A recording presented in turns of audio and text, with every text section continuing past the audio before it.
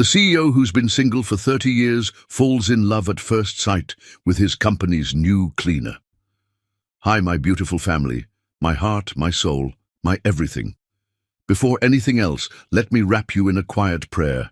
May your heart find peace in places it never has. May your deepest aches be soothed by unexpected grace. May love pour into you gently, healing what's hidden, and may you always know. Someone out there loves you more than words can ever say. I've missed you more than I can explain. Every day I sit down to write, and I pour all the love I carry inside me onto the page. But lately, I've wondered, maybe my words aren't enough anymore. Maybe, after my heart problems, even my voice doesn't sound the same. And if that's true, I want you to know I'm sorry. But I'm still here, still holding on, because of you. Because I believe in the love we created together, story by story, tear by tear. If you still believe in me, if your heart still hears mine, just comment, I'm with Mr. Peter. That one line, it gives me strength I can't find on my own. Please don't leave the story in the middle. Every word, every second is for you. With endless love, your Mr. Peter forever. Some men are born broken. Others have their hearts torn from their chest on a rain-soaked October night 30 years ago and never quite learn how to breathe again.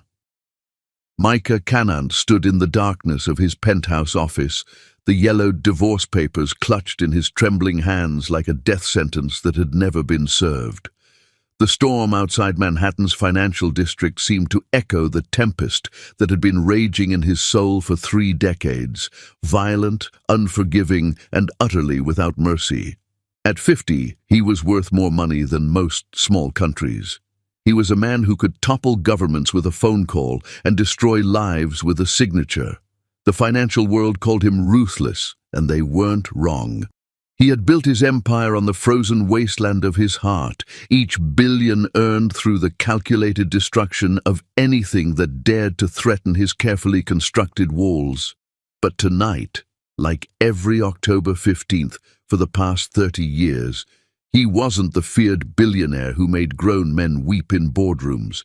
He was just a 20-year-old boy again, holding the pieces of a love that had been his entire universe before it exploded into nothing.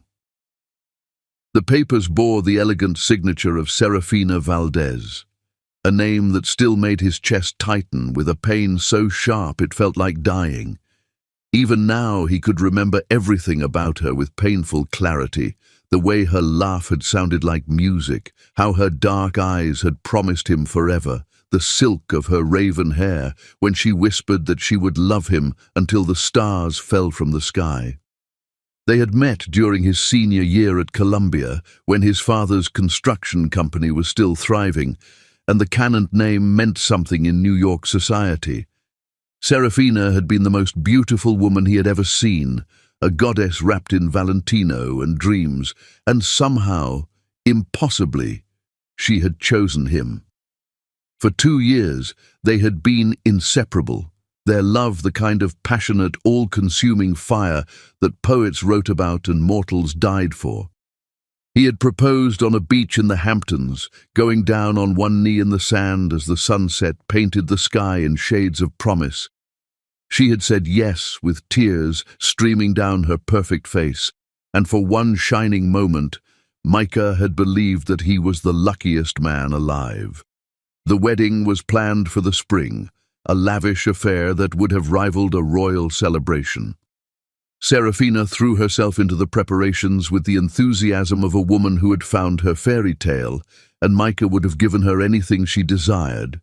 He was drunk on love, dizzy with the certainty that he had found his soulmate, the woman who would bear his children and grow old beside him.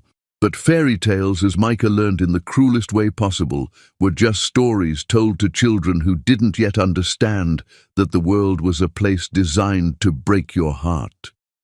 The first crack in his perfect world came when his father's company began to struggle.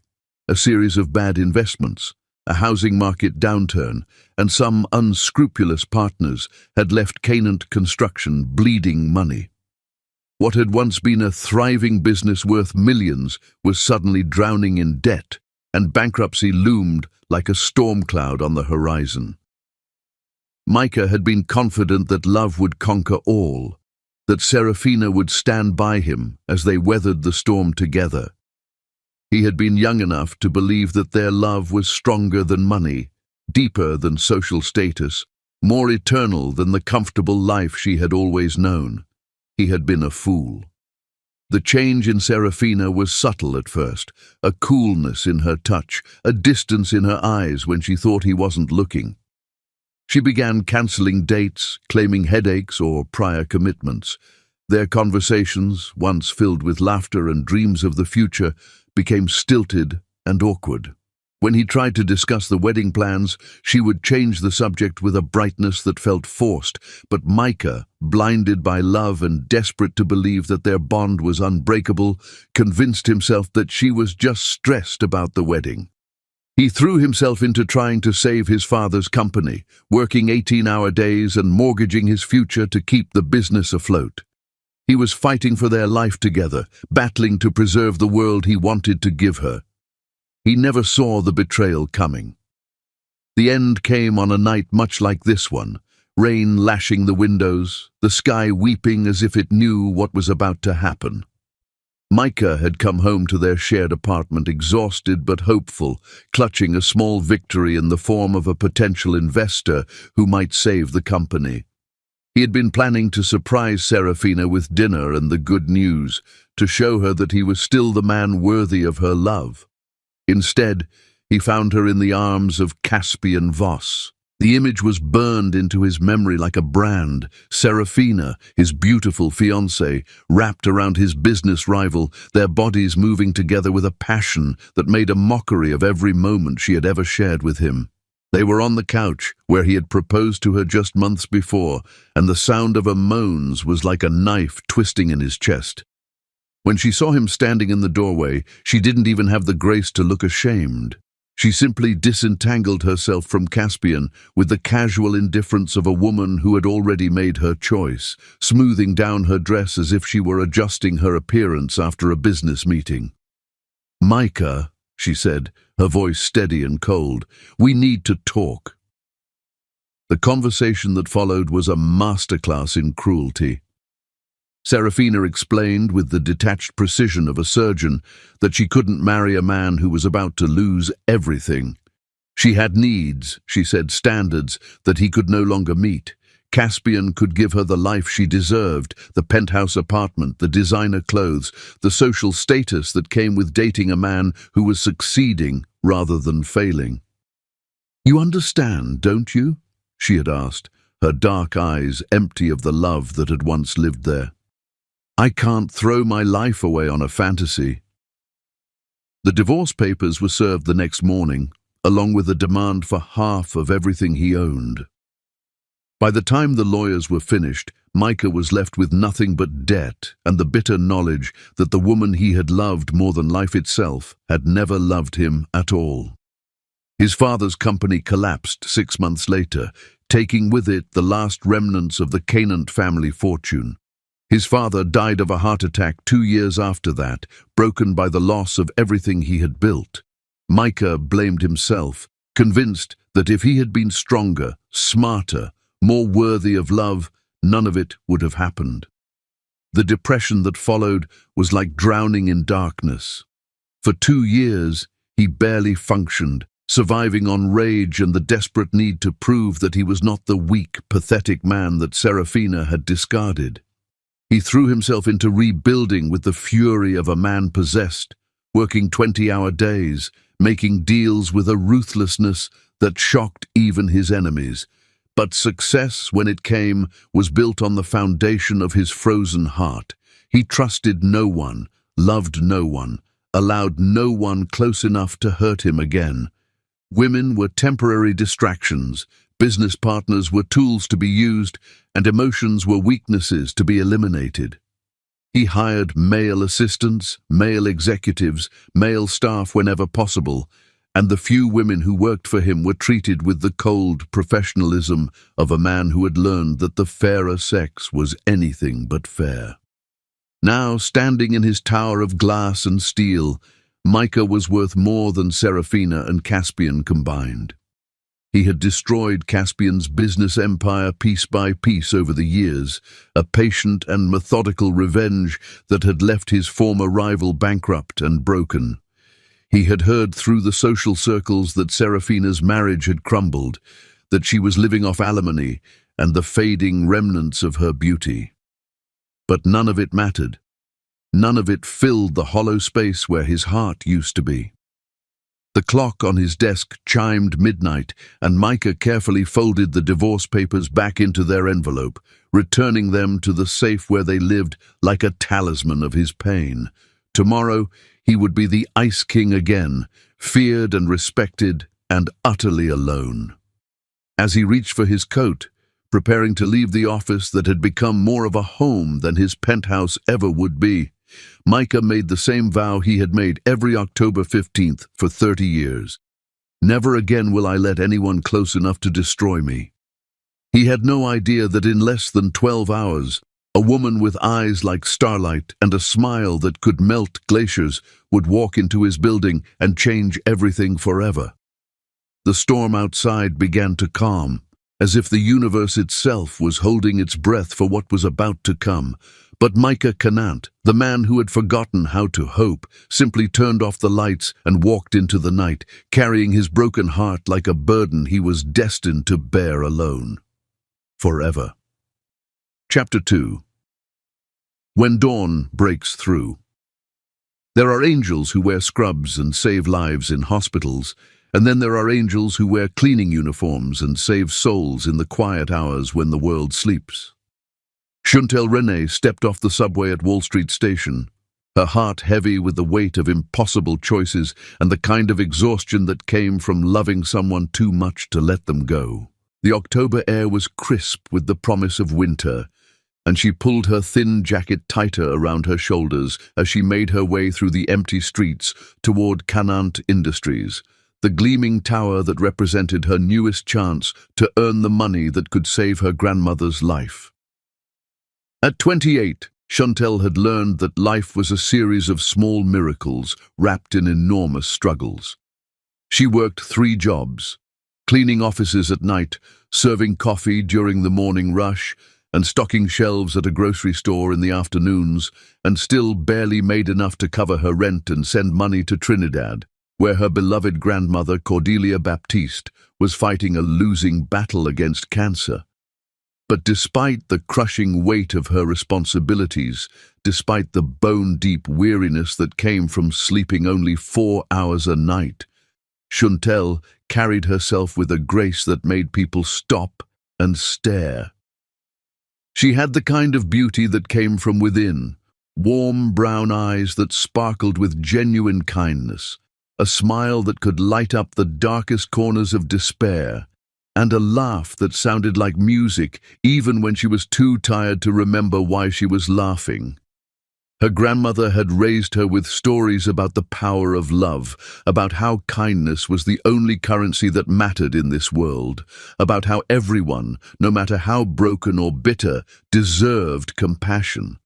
Cordelia had taught her that cleaning wasn't just about removing dirt. It was about creating spaces where people could find peace, where they could breathe a little easier, where they could remember that the world still held beauty. Every surface you clean, every floor you polish, every window you make shine, Cordelia would say in her melodious Caribbean accent. You're not just working, baby girl. You're spreading love. You're making the world a little brighter for someone who might need that light to find their way home. Chantal carried those words with her as she entered the marble lobby of Canant Industries, her reflection multiplied in the polished surfaces that spoke of wealth beyond imagination. The building was a monument to success, 50 floors of glass and steel reaching toward the sky like a prayer made of ambition and dreams. The security guard, a kind-faced man named Roberto, greeted her with the warmth reserved for someone who had earned respect through genuine decency. "Evening, Miss Renee. How's your grandmother doing?" "She's fighting," Chantal replied, her voice carrying the weight of love and worry. The doctors say the new treatment is showing promise, but she trailed off, unable to voice the fear that lived in her chest like a constant ache. Roberto nodded with understanding. He had worked the night shift for 15 years, watching people come and go, and he had learned to recognize the ones who carried the world on their shoulders. "She's lucky to have you, miss. That kind of love, it's powerful medicine." Chantal smiled, the expression transforming her tired features into something luminous. "Thank you, Roberto." That's exactly what she would say. As she made her way to the service elevator, Chantal's phone buzzed with a text from her roommate and best friend, Zinnia Beaumont. "Girl, you're working too hard. When's the last time you did something just for you? When's the last time you smiled because you wanted to, not because you had to?" Chantal stared at the message, trying to remember the last time she had felt genuine joy instead of just gratitude for making it through another day. She couldn't remember, and that realization made her heart ache in a way that had nothing to do with her grandmother's illness. The executive floors of Canant Industries were a study in understated luxury, marble floors that gleamed like mirrors, artwork that cost more than most people made in a year, and floor-to-ceiling windows that offered breathtaking views of the city that never slept. But to Chantal, it was just another workspace, another opportunity to practice the art of caring for others that her grandmother had taught her. She began her routine with the methodical precision of someone who took pride in their work, no matter how humble others might consider it. She emptied trash cans, wiped down surfaces, and polished everything until it gleamed. But she did it with a reverence that transformed the mundane into something sacred. As she worked, she hummed softly. A lullaby her grandmother had sung to her as a child, a melody that spoke of home and love, and the unbreakable bonds that held families together across oceans and heartbreak. The song filled the empty corridors with warmth, turning the sterile corporate environment into something that felt almost alive. She was polishing the conference table on the 48th floor when she heard it, a sound that made her heart clench with recognition. Someone was crying, not the loud, dramatic tears of anger or frustration, but the quiet, desperate sobs of someone who had forgotten how to hope. Chantal followed the sound to the corner office at the end of the hall, where a sliver of light escaped from under the door. She hesitated, her hand hovering over the handle. Her supervisor, Amara Kingsley, had been clear about the rules. Clean efficiently, don't disturb anyone, and absolutely never enter an office while someone was working. But Cordelia's voice echoed in her mind. "Baby girl, rules are important, but compassion is sacred. Sometimes the bravest thing you can do is simply show up for someone who's forgotten they deserve to be seen." Chantal knocked softly, her voice gentle as she called out, "Excuse me. Are you all right in there?" The crying stopped abruptly, replaced by the sound of someone trying to compose themselves. After a moment, a deep voice, rough with emotion, answered, "I'm fine. Please, just leave me alone." But Chantal had spent her life learning to read the spaces between words, to hear the pain that people tried to hide behind politeness. This wasn't a man who wanted to be alone. This was a man who had forgotten that he didn't have to be. "I'm sorry to bother you," she said, her voice carrying the warmth of someone who had never met a stranger. "I'm Chantal, and I was just cleaning out here. I couldn't help but notice that you sound like maybe you could use some company, or maybe just a cup of coffee." There was a long silence, and then the sound of footsteps approaching the door. When it opened, Chantal found herself looking up at a man who took her breath away. Not because of his wealth or power, but because of the raw vulnerability in his eyes. Micah Canant stood in the doorway like a man who had forgotten how to be human. His dark hair was disheveled, his expensive suit wrinkled, and his eyes, God, his eyes, held the kind of pain that came from carrying the weight of the world alone for too long. He was handsome in the way that powerful men often were, But there was something broken in his expression that made Shuntel's heart ache with recognition. "You're new," he said, his voice carefully controlled but not quite steady. "Yes, sir. This is my first night cleaning this floor." Shuntel met his gaze without flinching, her own eyes soft with the kind of compassion that couldn't be taught or faked. "I'm sorry if I disturbed you. You sounded like you might need someone to remind you that you're not alone." Micah stared at her, his carefully constructed walls crumbling in the face of her genuine kindness. This woman, this stranger, was looking at him not like the feared Ice King who could destroy companies with a word, but like a human being who deserved care and concern. "You don't know who I am," he said, and there was something almost desperate in his voice, as if he was afraid that once she knew she would run. Shuntel smiled, the expression transforming her tired features into something radiant. "I know you're someone who's working too late and hurting too much, and that's all I need to know. Would you like me to make you some coffee? I noticed there's a machine in the break room, and my grandmother always said that coffee tastes better when it's made with caring hands." For the first time in 30 years, Micah found himself completely speechless. This woman, this angel disguised as a cleaning lady, was offering him kindness without expectation, compassion without condition, humanity without judgment. "I don't even know your name," he said, his voice barely above a whisper. "Shuntel Renee," she replied, extending her hand with the easy grace of someone who had never learned to be intimidated by power or wealth. "And you are?" "Micah," he said, taking her hand and feeling something electric pass between them. "Just Micah." As their eyes met in the soft light of the office, something shifted between them. A recognition, a connection, a spark of possibility that neither had felt in years. The broken executive felt his frozen heart crack, just a little, and for the first time in 30 years, he remembered what it felt like to hope. Shuntel, looking into the eyes of this wounded man, felt something stir in her chest, a warmth that had nothing to do with attraction and everything to do with recognition. She was looking at someone who had forgotten how to be loved, and she was someone who had been born to love. "It's nice to meet you, Micah," she said, her voice carrying the promise of dawn after the longest night. "Now, about that coffee."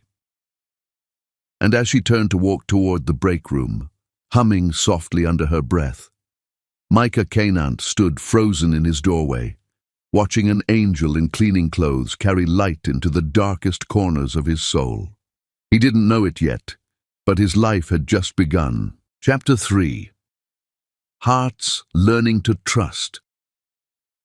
The heart is a stubborn thing. It will choose to love even when the mind screams warnings, even when logic demands retreat, even when 30 years of carefully constructed walls stand between you and the possibility of happiness. 6 weeks had passed since Shuntel Renee had walked into Micah Canant's life like dawn breaking over a wasteland, and every night since he had found himself counting the hours until she arrived.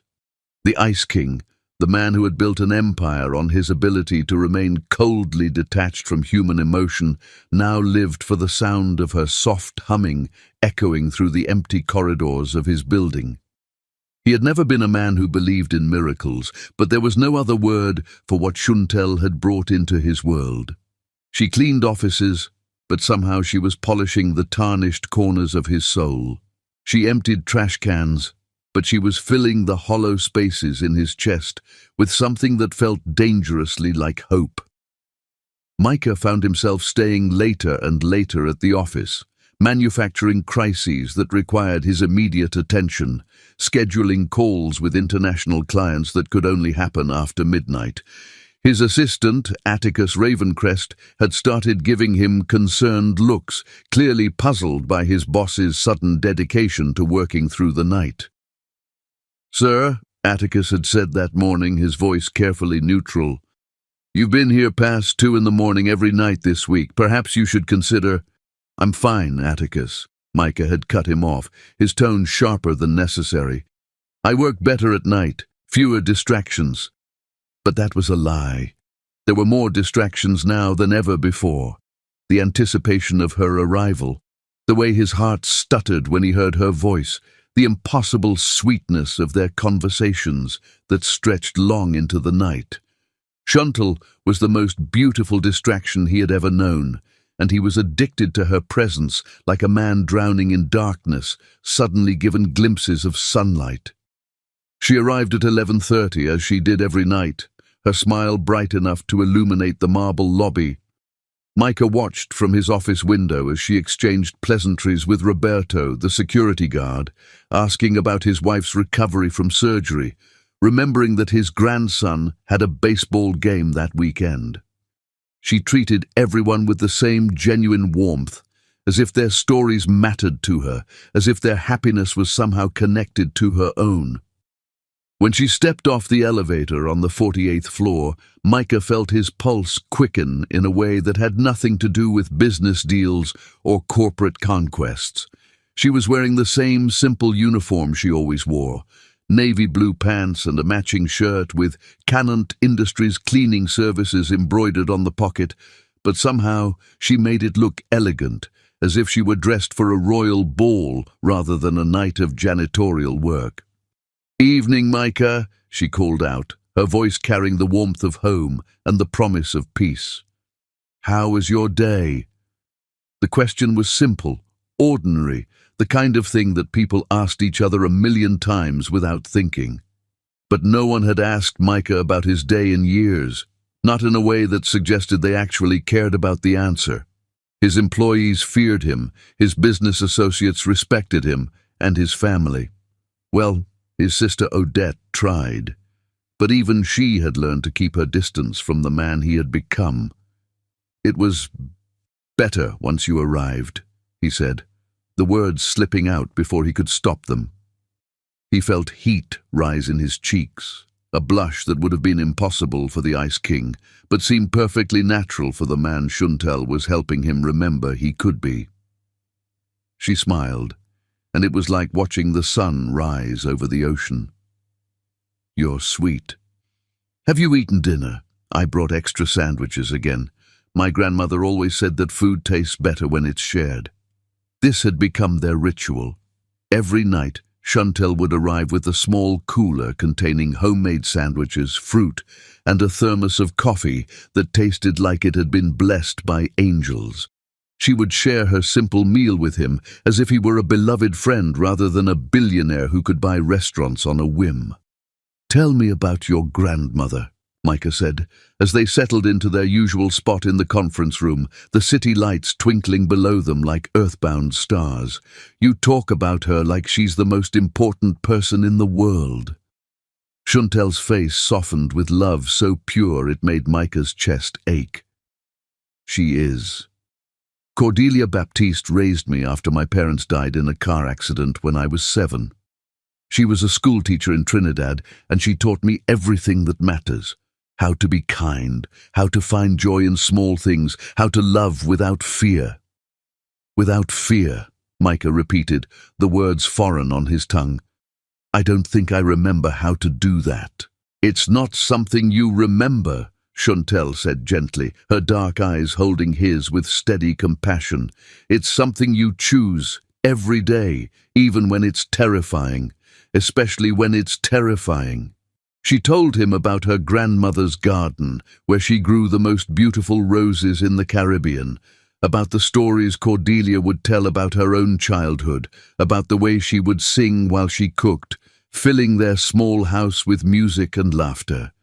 She spoke of a woman who had lost her husband young but had never lost her faith in love, who had raised her granddaughter to believe that kindness was the strongest force in the universe. "She's sick now," Chantal said quietly, her voice breaking slightly. "Cancer. The treatments are expensive and I'm trying to save enough to bring her here for better care, but—" She trailed off, her hands trembling slightly as she gripped her coffee cup. Micah felt something twist in his chest, a pain that had nothing to do with his own wounds and everything to do with hers. This woman, this angel, was working herself to exhaustion to save the person she loved most, and she was doing it with grace and dignity that humbled him. "How much?" he asked, his voice rough with emotion. "What?" Shuntel looked confused. "How much do you need?" "For the treatments, for bringing her here." Micah leaned forward, his businessman's mind already calculating costs and solutions. "I can—" "No." Shuntel's voice was firm but kind. "I appreciate the thought, Micah, I really do. But I can't accept that. She's my responsibility, my family. I have to do this myself." "But why?" Micah couldn't understand her refusal. He had the resources to solve her problems with a single phone call, to eliminate the worry that was etching lines around her beautiful eyes. "I have more money than I could spend in 10 lifetimes. Let me help you." Shuntel reached across the table and covered his hand with hers, her touch like electricity running through his veins. "Because that's not what love is, Micah. Love isn't about having someone solve your problems for you. It's about standing beside someone while they solve their own problems, offering your strength when they're weak, your hope when they're scared." Her words hit him like a physical blow. He thought of Serafina, who had loved his money and his status, but had abandoned him the moment his strength had wavered. He thought of 30 years of relationships built on transactions rather than connection, of a life where every kindness had come with a price tag. "I don't think anyone has ever loved me the way you love your grandmother," he said quietly, the admission torn from someplace deep inside him. "That's not true," Shuntel said, her voice gentle but certain. "Your sister loves you like that. I can hear it in your voice when you talk about her. And your assistant, Atticus, he's protective of you in a way that goes beyond professional loyalty." Micah blinked, startled by her insight. It was true that Odette had never given up on him, despite his best efforts to push her away, and Atticus had been with him for 8 years, turning down higher-paying positions to stay by his side. But he had always assumed their loyalty was based on duty or mutual benefit, not genuine care. "You see things differently than I do," he said. "I see people the way my grandmother taught me to see them," Shuntel replied. "Not as they are in this moment, but as they could be, if they remembered how to love themselves. You're not as alone as you think you are, Micah. You're just scared to believe that you deserve the love that's already there." They talked until nearly dawn, sharing stories that neither of them had told anyone else. Micah found himself speaking of his father, of the guilt he carried for not being able to save the family business, of the dreams he had buried along with his trust in love. Shuntel listened without judgment, her presence a balm to wounds that had festered for decades. When she finally left, promising to see him the next night, Micah sat alone in his office as the sun rose over Manhattan. For the first time in 30 years, he felt something that might have been peace. This woman, this miracle in cleaning clothes, was teaching him that maybe, just maybe, he was worthy of love after all. He picked up his phone and dialed his sister's number. When Odette answered, her voice heavy with sleep and concern, he said the words he hadn't spoken in years. "I think I'm falling in love, and I'm terrified." The silence stretched between them, and then Odette's voice, warm with tears and hope. "Tell me about her." As Micah began to speak, describing Shuntel's kindness, her strength, her beautiful heart, he realized that for the first time in 30 years, he was looking forward to tomorrow. Not because of a business deal or a corporate victory, but because tomorrow night an angel would walk into his building again, and maybe, just maybe, she would help him remember how to be human. The Ice King was beginning to thaw, and it was the most terrifying and wonderful thing that had ever happened to him. Chapter 4. The Courage to Feel Again. Love doesn't announce itself with fanfare. It creeps into your life like morning mist, soft and subtle, until suddenly you realize you can't imagine breathing without it. 8 weeks had passed since Chantal Renee had become the center of Micah Cannant's universe, and the transformation was nothing short of miraculous. The man who had spent 3 decades perfecting the art of isolation found himself counting minutes until 11:30 each night, when the elevator would deliver his salvation in the form of a woman who saw his soul instead of his bank account. But love, Micah was learning, was more than stolen conversations and shared sandwiches.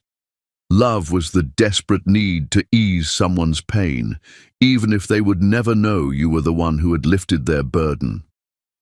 He sat in his office on a Tuesday morning, staring at the investigative report that Atticus had discreetly commissioned. The folder contained everything about Chantal's life: her grandmother's medical records, the costs of treatment, the 3 jobs she worked to make ends meet, the tiny apartment she shared with her friend, Zinnia Beaumont. But more than the facts, it contained the story of a woman who was slowly killing herself, trying to save the person she loved most. Cordelia Baptiste's cancer was aggressive, and the treatments available in Trinidad were limited. The report estimated that bringing her to New York for experimental therapy would cost close to $200,000, money that Chantal would need a lifetime to earn at her current pace. Micah had built his fortune on making difficult decisions quickly, but this was different. This wasn't about profit margins or market share. This was about the woman who had become his reason for existing, and he knew that approaching her directly would only push her away. "Atticus," he called to his assistant, who appeared in the doorway with the efficiency of someone who had learned to anticipate his boss's needs. "Yes, sir. I need you to set up a charitable foundation, something focused on providing medical care for immigrants and their families. Make it legitimate, well-funded, and ensure that it can provide grants quickly and quietly." Atticus's eyebrows rose slightly, but he was too professional to voice his surprise. "Of course, sir. What would you like to call it?" Micah thought of Chantal's stories about her grandmother's garden, about roses that bloomed despite the harsh Caribbean sun. The Cordelia Foundation, and Atticus. I want the first grant to go to a woman named Cordelia Baptiste in Trinidad. Full medical coverage, transportation costs, everything she needs. I'll have the paperwork ready by tomorrow, sir. Good. And Atticus? This needs to appear completely legitimate. No connection to me or to Cannant Industries. Can you arrange that? Absolutely, sir. Atticus paused. If I may ask, sir, this is about Miss Renee, isn't it? Micah looked up, surprised by the question. In 8 years of working together, Atticus had never pried into his personal life. How did you... You're different, sir. You smile when you read her texts. You've started saying good morning to the staff. Yesterday you asked me about my weekend plans. Atticus's voice was warm with something that might have been pride. In all the years I've worked for you, I've never seen you happy. She's good for you. I'm terrified I'm not good for her, Micah admitted, the words coming out in a rush. She's sunshine and hope and everything beautiful in this world, and I'm... You're a man who's been alone for too long, Atticus said gently. But you're not the same man who hired me 8 years ago. You're not even the same man who walked into this office 2 months ago. That's what love does. It changes us, usually for the better. That night, Micah waited for Chantal with the nervous energy of a teenager preparing for his first date. He had spent the day thinking about Atticus's words, about the changes that loving Chantal had wrought in his life. He was softer now, more aware of the people around him, more willing to see the humanity in others. When she arrived, her smile was brighter than usual, and there was something almost electric in her energy. You look like you have good news, Micah said, his heart lifting at the sight of her joy. I do, she said, her voice bubbling with excitement. I got a call today from something called the Cordelia Foundation. They're going to pay for my grandmother's treatment and bring her to New York for experimental therapy. Can you believe it? It's like a miracle. Micah felt his chest tighten with emotion as he watched her happiness. This was what love looked like, not the desperate need to possess someone, but the profound joy of seeing them free from worry. That's wonderful, Shuntal. You must be so relieved. I am, she said, tears streaming down her face. I keep thinking about how my grandmother always said that when you put love out into the world, it comes back to you tenfold. I've been working so hard to save money for her treatment, and now this foundation just appears out of nowhere. It's like the universe was listening. Tell me about her, Micah said softly, settling into his chair across from her. What will she think of New York? Shuntal's face lit up with love and anticipation. She'll be amazed by everything. She's never been anywhere except Trinidad, but she's always been curious about the world. She used to make me tell her stories about the people I met, the places I'd been. She said that every person carries a piece of their homeland with them, and she wanted to collect those pieces like treasures. She sounds like she raised you well, Micah said, thinking of his own grandmother, who had died when he was 12, but who had taught him about kindness before the world had taught him about cruelty. She did. She taught me that love isn't something you hoard, it's something you share. The more you give away, the more you have. Shuntal reached across the table and took his hand, her touch sending electricity through his entire body. She's going to love you, Micah. I talk about you in my letters to her, and she always asks about the lonely man who works too late and needs someone to remind him that he's not alone. You write to her about me? Micah's voice was barely above a whisper. Every week. I tell her about your kindness, about how you listen to my stories, about how you make me feel less alone in this big city. Shuntal's eyes were soft with affection. She says that anyone who can make her granddaughter smile the way you do must have a beautiful heart, even if he's forgotten how to see it. Micah felt tears prick his eyes, emotions he had suppressed for decades threatening to overflow. I don't know if I have a beautiful heart, Shuntal. I've done things. I've been cold and cruel and...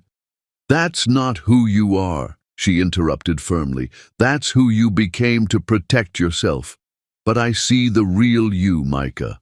I see the man who stays up all night talking to the cleaning lady because he recognizes loneliness in someone else. I see the man who remembers that I mentioned my grandmother's favorite flowers and somehow finds a way to have gardenias waiting for me on particularly hard days. Micah's breath caught. He had been leaving flowers for her, always unsigned, always mysterious. He hadn't realized she knew they were from him. You knew? He asked. I hoped, she said, her smile tender. The first time I found gardenias on my cleaning cart, I thought it was a coincidence. But then it happened again and again, always on nights when I'd told you I was particularly worried about my grandmother. Who else would have been paying that much attention to my stories? I wanted to do more, Micah said, his voice rough with emotion. I wanted to solve everything for you, to take away all your worries and fears. But you wouldn't let me. Because that's not what love is, Shuntal said gently. Love isn't about having someone solve your problems for you. It's about having someone stand beside you while you solve them yourself. It's about knowing that whatever happens, you're not facing it alone. I've been alone for so long, Micah admitted. I forgot what it felt like to have someone care about my day, to worry about me, to love me. You're not alone anymore, Shuntal said, her voice steady and sure. I'm here, and I'm not going anywhere. They sat in comfortable silence for a moment, their hands intertwined across the table, the city lights twinkling below them like promises of tomorrow. Micah realized that this was what happiness felt like, not the rush of closing a deal or the satisfaction of destroying a competitor, but the quiet contentment of being truly seen and accepted by another person. "Chantal," he said quietly, "I need to tell you something." "What is it?" "I think I'm falling in love with you." The words hung in the air between them, vulnerable and honest and terrifying. Chantal's smile was radiant. "I think I'm falling in love with you too, Micah, and it's the most beautiful feeling in the world." As they leaned across the table toward each other, their lips meeting in a kiss that was soft and sweet and full of promise, Micah felt something inside him heal. The Ice King was melting, and in his place was a man who remembered how to hope, how to trust, how to love without fear. When they finally pulled apart, both of them breathing hard, Chantal rested her forehead against his. "My grandmother always said that love is the only thing that makes life worth living. I never understood what she meant until now." "Now I understand why you work so hard to save her," Micah said, his thumb tracing gentle circles on her cheek. "She created something beautiful in you, and that beauty is changing me." "We're changing each other," Chantal corrected softly. "That's what love does. It makes us better than we ever thought we could be." As they held each other in the quiet of the office, surrounded by the city that never slept, Micah knew that his life had been divided into two parts, before Chantal and after. And the after was going to be more beautiful than anything he had ever dared to imagine. The man who had spent 30 years believing he was unworthy of love had finally found someone who saw his worth, and he was never going to let her go. Chapter 5. Falling Without Fear. Sometimes the most profound declarations of love come wrapped in the most ridiculous moments, proving that the heart cares nothing for dignity when it finally finds the courage to speak its truth. Micah Canant had spent 3 sleepless nights rehearsing what he would say to Chantal Renee, pacing the marble floors of his penthouse like a caged tiger, crafting and discarding speeches that never seemed adequate to contain the enormity of what he felt for her. He had conquered boardrooms filled with hostile executives, had stared down senators and foreign ministers, had negotiated deals worth billions without breaking a sweat. But the thought of telling a woman in a cleaning uniform that she had become his entire world left him trembling like a schoolboy. The morning of the 4th day dawned grey and drizzling, as if the sky itself was reflecting his nervous energy. He stood before his bathroom mirror, adjusting his tie for the 100th time, practicing the words that would either change his life forever or shatter what remained of his carefully reconstructed heart. "Chantal," he said to his reflection, his voice barely steady, "I know this might seem impossible, but I need you to know that you've become everything to me. You've taken a man who forgot how to feel and taught him how to love again." The words sounded hollow in the empty bathroom, lacking the warmth and sincerity he felt in his chest. How could mere language capture the way she made him feel alive for the first time in 30 years? How could he explain that her smile had become his religion, her laugh his favorite song, her presence the only thing that made sense in a world that had always felt cold and meaningless? By the time evening arrived, Micah was a wreck. He had cancelled 3 meetings, snapped at Atticus twice, and spent the entire day staring at his phone, composing and deleting text messages that never seemed to capture what he needed to say. When the clock struck 11, he positioned himself near the elevators, his heart hammering against his ribs like a bird desperate to escape its cage. The elevator doors opened with their familiar chime, and Micah stepped forward, his prepared speech on his lips, his hands trembling with nervous energy. But in his anxiety, in his desperate need to finally voice the feelings that had been consuming him for weeks, he approached the first figure to emerge from the elevator without really looking. "Chantal," he began, his voice thick with emotion, "I need to tell you something that I should have said weeks ago. You've changed my life in ways I never thought possible. You've taken a man who was dead inside and made him remember what it means to be alive. I know I'm not worthy of someone like you, someone so good and pure and beautiful, but I'm hoping—" Sir?" A confused male voice interrupted his passionate declaration. "I think you might have me confused with someone else." Micah looked up, his words dying in his throat as he realized he was staring into the bewildered face of Orion Blackwell, the young male janitor who worked the night shift on the lower floors.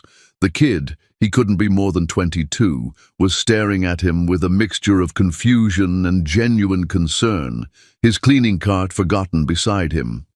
"I'm not Chantal, sir," Orion said gently, his voice kind despite the awkwardness of the situation. "But, she's right behind me. And just so you know, what you were saying sounded really beautiful. I hope she appreciates it." Micah felt heat flood his cheeks, embarrassment mixing with nervous energy to create a cocktail of emotions that left him speechless. Behind Orion, he could see Chantal emerging from the elevator, her eyes wide with surprise and something that might have been delight. "Oh my God," Micah breathed, running his hands through his hair. "I'm so sorry, Orion. I didn't mean to—" "No worries, Mr. Cannant," Orion said, with a grin that suggested he was enjoying the unprecedented sight of his usually composed boss, completely flustered. "I've been mistaken for a lot of things, but never for a beautiful woman. That's a first." Chantal approached them, her expression soft with affection, as she took in Micah's mortified state. "It's okay, Orion. I'll take it from here."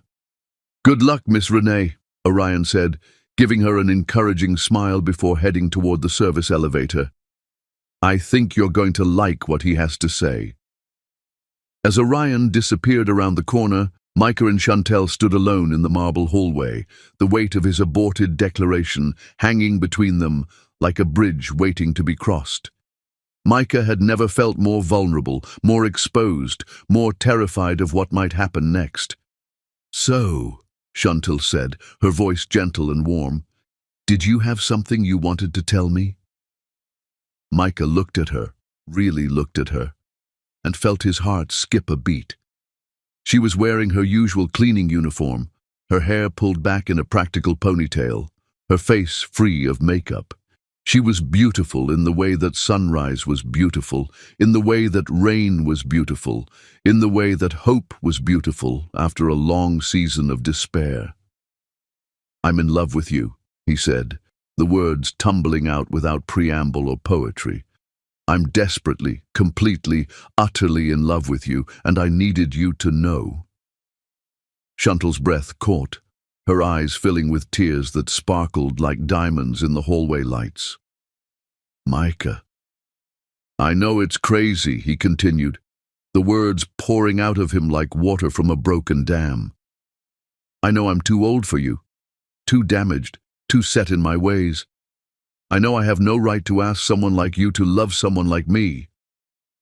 But I can't keep pretending that what I feel for you is friendship or gratitude or anything other than the most profound love I've ever experienced." He stepped closer, his hands reaching for hers, his voice dropping to a whisper. "You've saved me, Chantal. You've taken a man who was drowning in his own bitterness and taught him how to breathe again. You've shown me that the world can be beautiful, that people can be good, that love doesn't have to be a weapon used to destroy."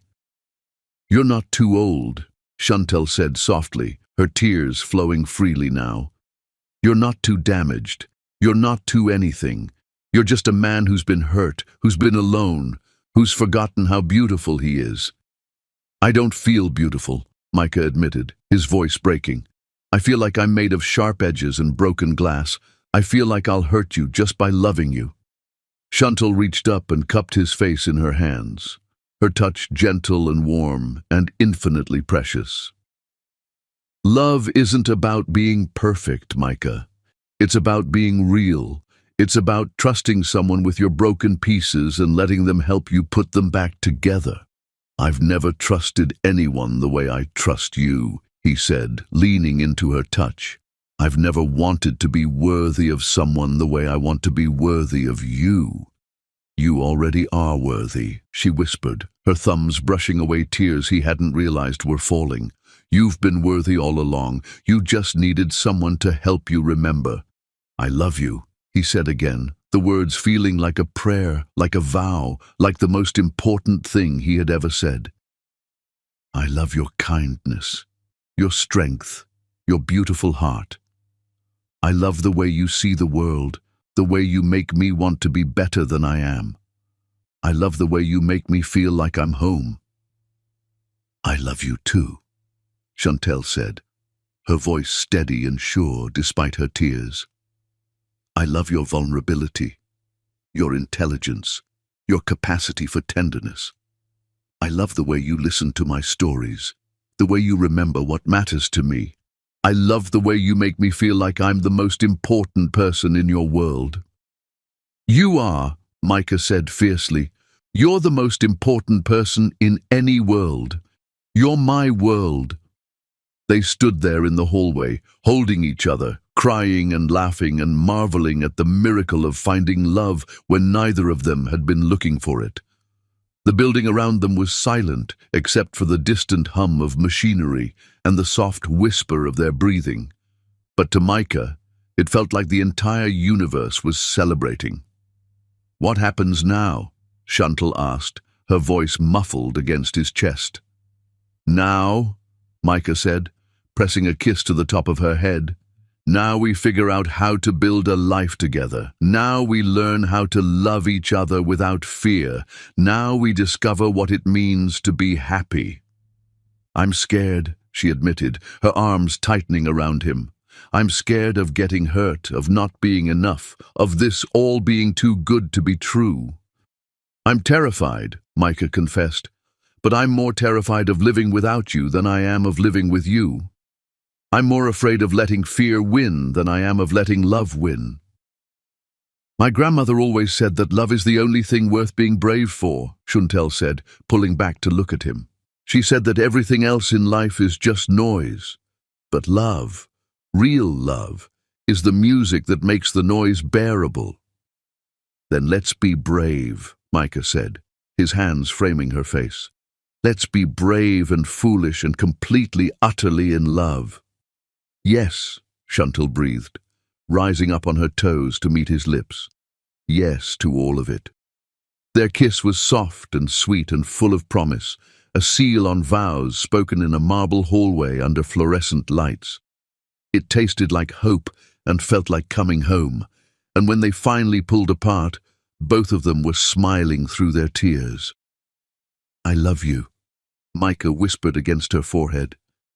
I love you too, she whispered back, and I'm not going anywhere. As they held each other in the quiet of the building, surrounded by the city that never slept, Micah knew that his life had just begun. The Ice King was gone, melted away by the warmth of a woman who had seen his worth when he had forgotten it existed. And for the first time in 30 years, he wasn't afraid of tomorrow. Chapter 6. Love's Sweet Surrender. There is a moment in every great love story when two souls stop dancing around each other and finally surrender to the inevitable, when the walls come down, the masks fall away, and two people discover that they are, at last, truly home. The transformation in Micah Conant over the following weeks was nothing short of miraculous. The man who had spent 30 years perfecting the art of emotional detachment now approached love with the single-minded focus he had once reserved for hostile takeovers. But instead of conquering and destroying, he was learning to cherish and protect, to worship and adore, to love with a tenderness that surprised even him. Chantal had changed his entire understanding of what it meant to court a woman. This wasn't about expensive gifts or grand gestures designed to impress. This was about learning the language of her heart and speaking it fluently. He discovered that she preferred gardenias to roses because they reminded her of her grandmother's garden, that she loved old movies because they made her believe in happy endings, that she had never been on a proper date because every man she had ever known had been intimidated by her independence. I want to give you everything you've never had, he told her one evening as they shared dinner in his penthouse, the city lights twinkling below them like earthbound stars. I want to show you how a woman should be loved, how a woman should be treasured. You already do, Chantal said, her eyes soft with affection. Every night when you listen to my stories, every time you remember something I've told you, every moment when you make me feel like I'm the most important person in your world. That's how you show me love. But Micah wanted to give her more than just his attention. He wanted to give her experiences, memories, moments of pure joy that would last a lifetime. He arranged for a private screening of Casablanca in his penthouse theatre, complete with vintage champagne and her favorite chocolates. He took her to the botanical gardens at dawn, when they had the place to themselves, and watched her face light up as she walked among the flowers that reminded her of home. You don't have to do all this, she said, as they danced slowly among the roses, her head resting against his chest, his heart beating steadily beneath her ear. I know I don't have to, Micah replied, his lips pressed against her hair. I want to.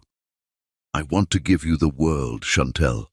I want to make up for every man who didn't see your worth, every person who took you for granted, every moment of loneliness you've ever felt. You can't fix the past, she said gently, pulling back to look at him. And you don't need to. All I need is you, right here, right now, choosing to love me every day. Choosing to love you is the easiest thing I've ever done, he said, cupping her face in his hands. Living without you for 30 years, that was the hard part. Their relationship deepened with each passing day, built on a foundation of trust and vulnerability that neither of them had experienced before. Micah found himself sharing things he had never told anyone. His nightmares about his father's death, his fears about being unworthy of love, his dreams of a life that included more than just business and solitude. I used to think success meant being feared, he told her one night as they walked through Central Park, her hand warm in his. I thought if I was powerful enough, wealthy enough, untouchable enough, then I could never be hurt again. And now? Chantal asked, her voice gentle and understanding. Now I know that real success means being loved by someone who sees all of you, the good and the bad, the strong and the weak, and chooses to stay anyway. He stopped walking and turned to face her, his eyes intense with emotion. You've seen me at my worst, Chantal. You've seen me broken and bitter and afraid, and you're still here. I'm still here because I love all of you, she said, her voice steady and sure. I love your strength and your vulnerability, your intelligence and your kindness. I love the man you were before you were hurt, and I love the man you've become because of that hurt. All of it makes you who you are. I don't know how to be worthy of that kind of love, Micah admitted, his voice breaking slightly. You don't have to be worthy, Chantal said, reaching up to touch his face. You just have to be open to receiving it. You have to trust that when someone loves you, it's not because you've earned it or because you're perfect. It's because you're you, and that's enough. The moment she said those words, something shifted between them. The last wall around Micah's heart crumbled, and he found himself looking at her with a hunger that had nothing to do with food, and everything to do with the desperate need to be closer to her, to show her with his body what his words could never adequately express. Chantal, he said, her name a prayer on his lips, I need you. I need you in every way a man can need a woman. I need to show you how much I love you, how much you mean to me. I need you too, she whispered, her voice husky with desire. I've been waiting for you my whole life, Micah. I've been waiting for someone who would love me, not despite my flaws, but because of them. They went back to his penthouse, but the journey passed in a blur of stolen kisses and whispered endearments. By the time they reached his bedroom, they were both trembling with anticipation, with the knowledge that they were about to cross a threshold that would change everything between them. "Are you sure?" Micah asked, his hands gentle on her shoulders, his eyes searching hers for any sign of hesitation. "I've never been more sure of anything in my life," Chantal replied, her hands moving to the buttons of his shirt. "I love you, Micah. I want to be with you completely and forever." What followed was the most tender and passionate night of either of their lives. They made love with the desperate intensity of people who had found their home in each other's arms, who had discovered that physical intimacy could be both an expression of love and a form of worship. Micah touched her as if she were made of delicate silk, his hands reverent as they explored every curve and hollow of her body. He whispered words of love and adoration against her skin, telling her how beautiful she was, how perfect, how much he needed her. "You're everything," he breathed against her throat as they moved together in perfect harmony. "You're my heart, my soul, my reason for being. I love you more than I ever thought it was possible to love another person."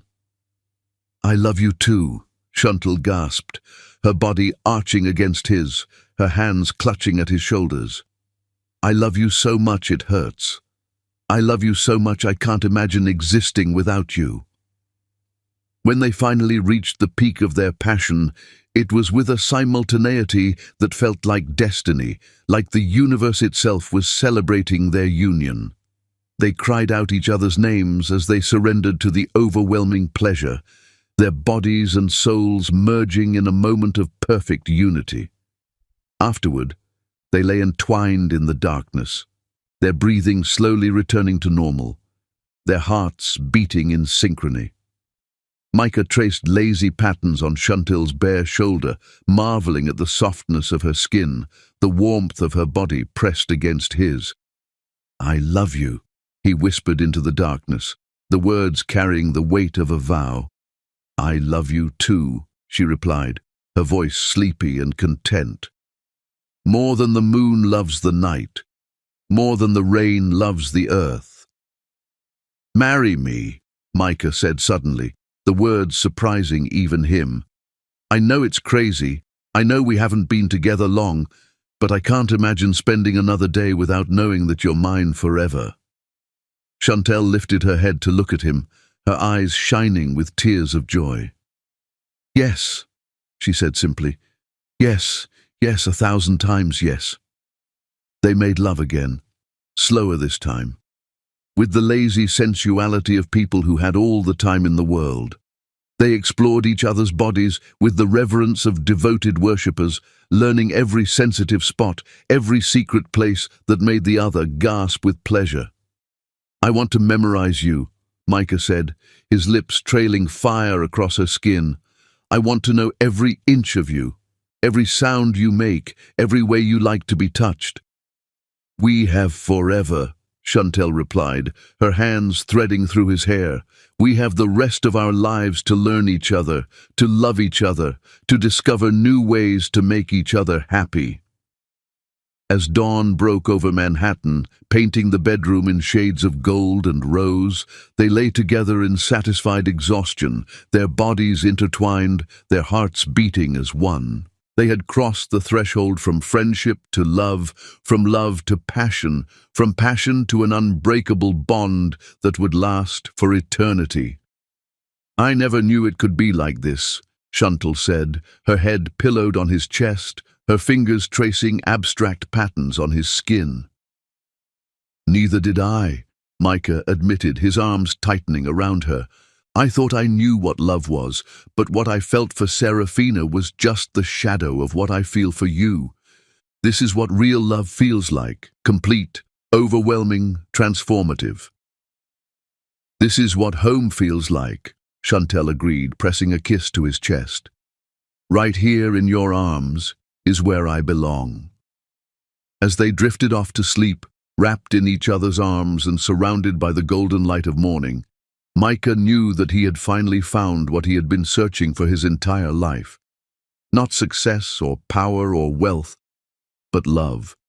Pure, transformative, eternal love. The cold, ruthless businessman was gone forever, replaced by a man who had learned that the greatest victory was not in conquering others, but in surrendering to the one person who could conquer him completely. Chapter 7. The moment everything changed. Some moments are so perfect they feel like they were written by the angels themselves. When love and timing and fate converge to create something so beautiful, it takes your breath away and changes the very fabric of your existence. Micah Canant stood in the middle of his office at 10:30 on a Wednesday night, surrounded by enough gardenias to fill a small garden, his hands trembling as he adjusted the placement of candles for the 100th time. In his jacket pocket, nestled in a velvet box that had belonged to his grandmother, was a ring that had been waiting 60 years to find its destined finger. 3 weeks had passed since that magical night when they had first surrendered to their love, and every day since had been a revelation. Micah had discovered that happiness wasn't just an emotion, it was a state of being, a way of existing in the world that colored everything brighter, made every breath deeper, turned every ordinary moment into something extraordinary. He had become a man transformed, and everyone around him had noticed. Atticus no longer jumped when his boss entered the room because the Ice King no longer existed. In his place was a man who hummed under his breath, who smiled at strangers in elevators, who had started greeting the security guards by name and asking about their families. "Sir," Atticus had said that morning, his voice warm with affection, "I've worked for you for 8 years, and I've never seen you this happy. She's good for you." "She's everything for me," Micah had replied without hesitation. "She's my heart, my soul, my future. Tonight, I'm going to ask her to marry me." The ring had been his grandmother's, a stunning vintage piece with a center diamond surrounded by smaller stones that caught the light like captured stars. His grandmother had told him when he was just a boy that it was waiting for the woman who would love him not for what he had, but for who he was. "You'll know her when you meet her," she had said, her eyes twinkling with the wisdom of someone who had lived through her own great love story. "She'll be the one who sees your heart when everyone else only sees your mask."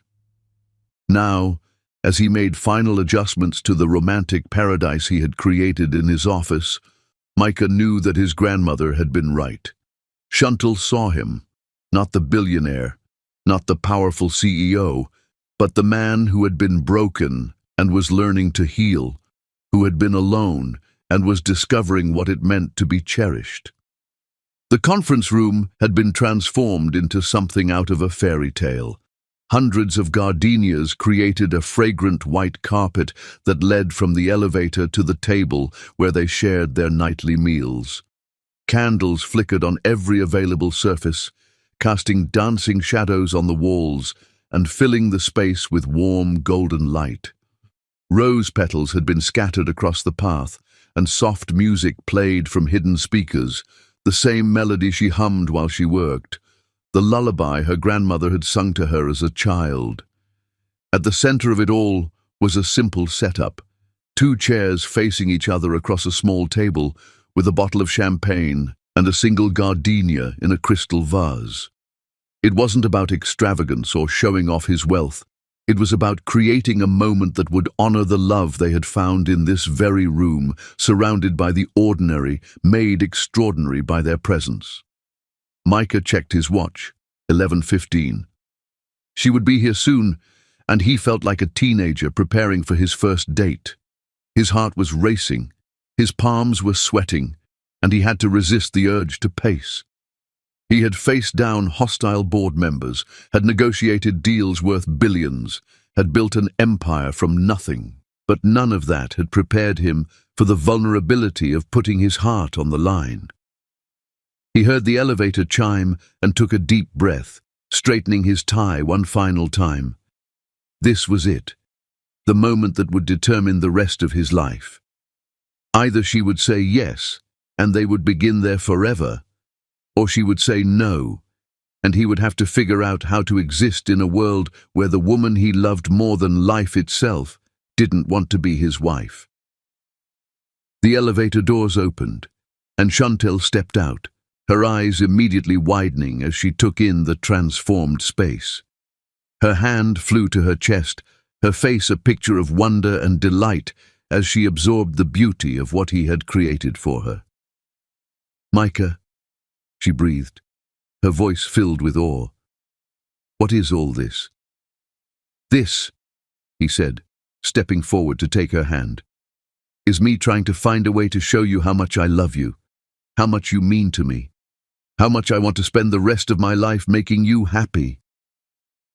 He led her slowly along the petal-strewn path, watching her face as she took in every detail.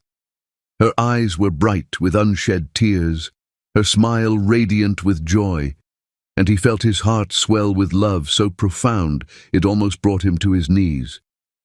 "You did all this for me?" she asked, her voice barely above a whisper. "I would do anything for you," Micah replied, his voice rough with emotion. "I would move mountains, drain oceans, rearrange the stars if it would make you smile. But tonight, all I want to do is ask you one question."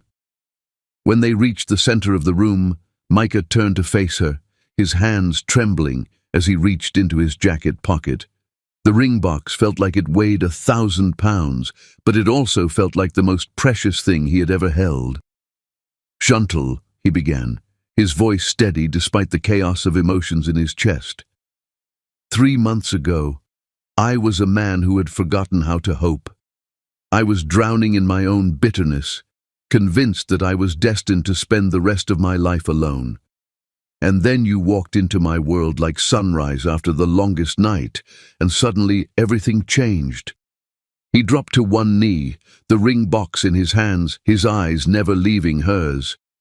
"You didn't just save me, my love. You transformed me. You took a man who was made of ice and shadows and taught him how to feel again, how to love again, how to believe in tomorrow again." Chantal's hands flew to her mouth, tears streaming down her cheeks as she realized what was happening. "Micah, you are my heart," he continued, his voice thick with emotion. "You are my home, my peace, my reason for being. You are the answer to every prayer I never dared to pray, the dream I never dared to dream. I love you more than I ever thought it was possible to love another person, and I want to spend the rest of my life proving that to you." He opened the ring box, revealing the vintage diamond that caught the candlelight like a captured star. "Chantal Renee, my beautiful angel, my beloved, my everything, will you marry me? Will you be my wife, my partner, my forever? Will you let me love you for the rest of my life?" For a moment, the world stood still. The candles flickered, the music played, and the gardenias filled the air with their sweet perfume. But all Micah could see was her face. All he could hear was the thunder of his own heartbeat as he waited for her answer. "Yes," she whispered, her voice breaking with emotion. "Yes, yes, oh God, yes." Micah's hands shook as he slipped the ring onto her finger, and then he was standing, pulling her into his arms, spinning her around as they both laughed and cried with joy. The ring fit perfectly, as if it had been made for her, as if his grandmother had somehow known that this moment would come. "I love you," he said, setting her down and cupping her face in his hands. "I love you so much, it feels like my heart might explode from happiness."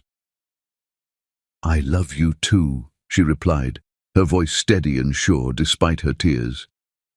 "I love you more than words can say, more than the stars love the sky, more than the ocean loves the shore."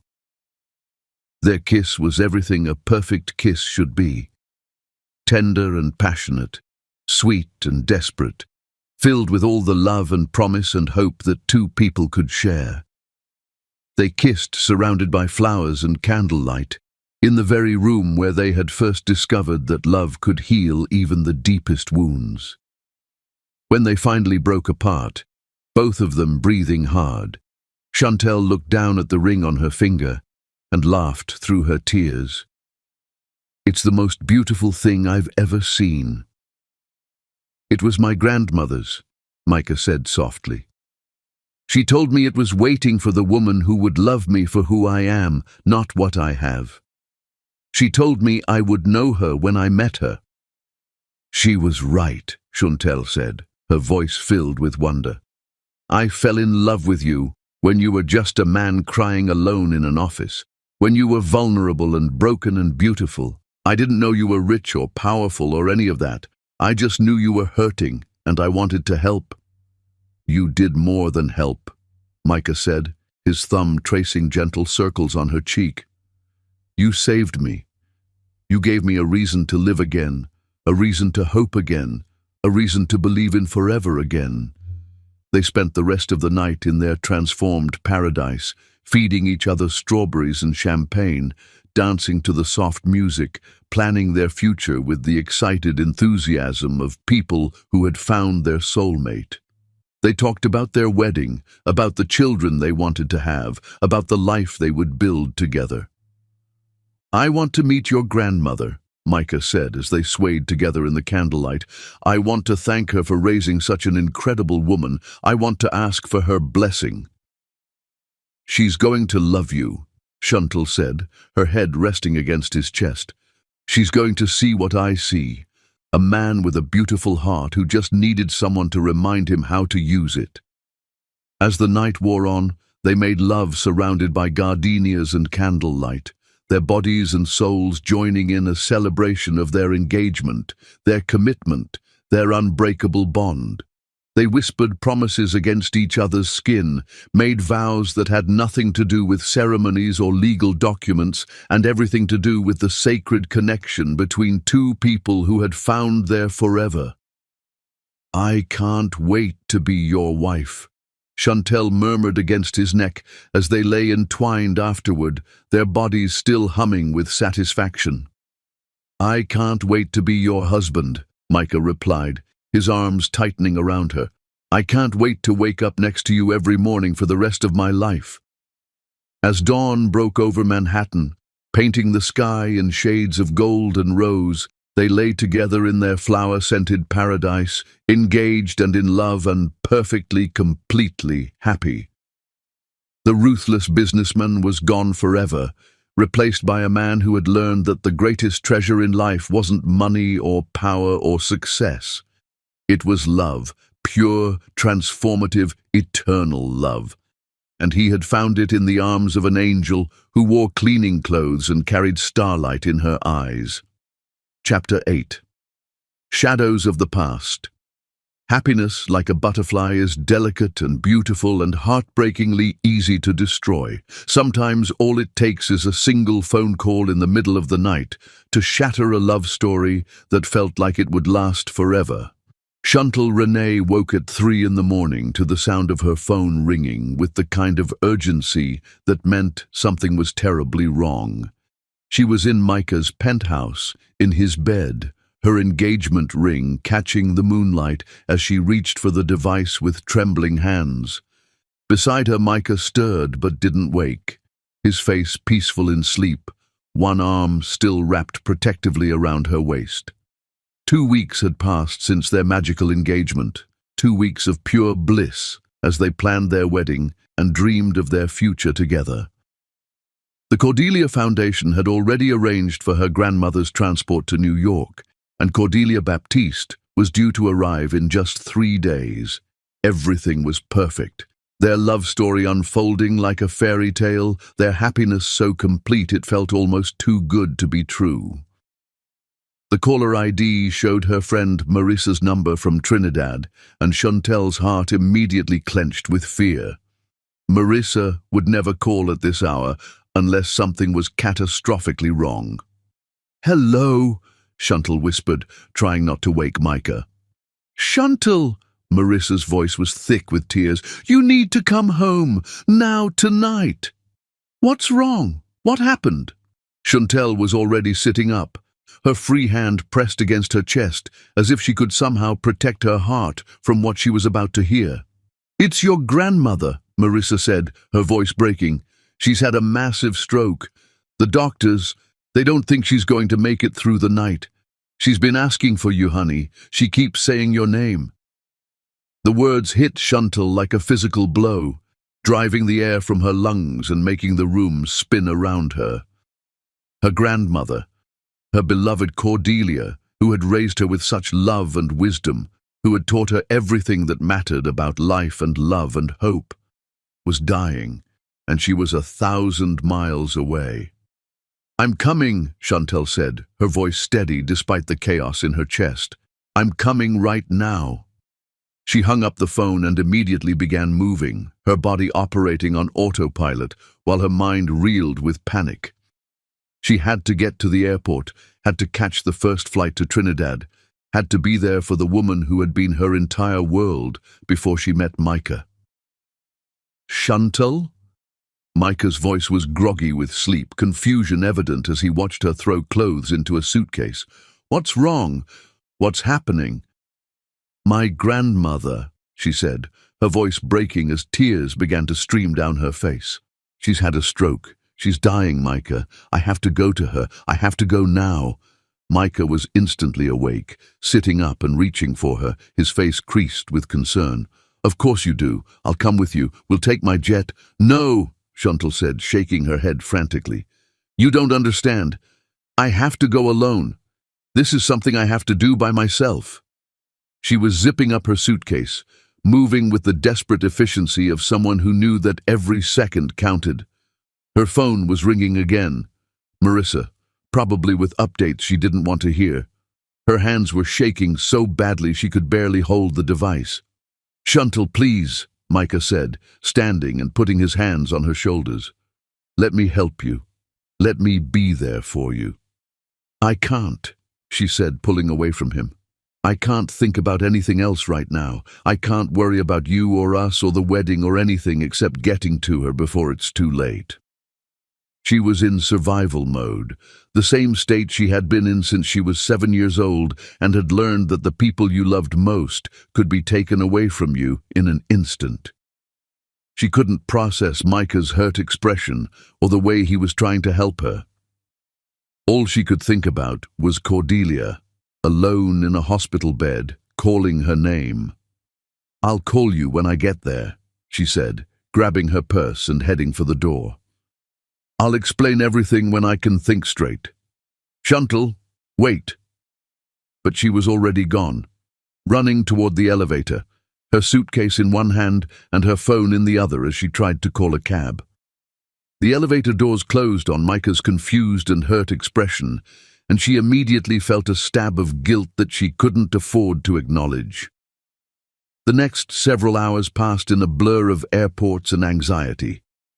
She caught a red-eye flight to Miami, then a connecting flight to Trinidad, her phone battery dying somewhere over the Caribbean. She had meant to call Micah from the airport, to explain properly, to tell him she loved him and that she would be back as soon as possible. But there hadn't been time. And now her phone was dead, and she was thousands of miles away from the man who had become her entire world. When she finally arrived at the hospital in Port of Spain, she found Cordelia unconscious but alive, her beautiful face peaceful, despite the machines that surrounded her bed. The doctors explained that the stroke had been massive, that even if she survived, she would never be the same woman who had raised Chantal with such love and wisdom. "She's been waiting for you," the nurse said gently. "She hasn't spoken since this morning, but every time we mention your name, her vitals spike. She knows you're here." Chantal took her grandmother's hand, the familiar warmth of that touch grounding her in a way that nothing else could. "I'm here, Grandmama," she whispered. "I'm here and I'm not leaving."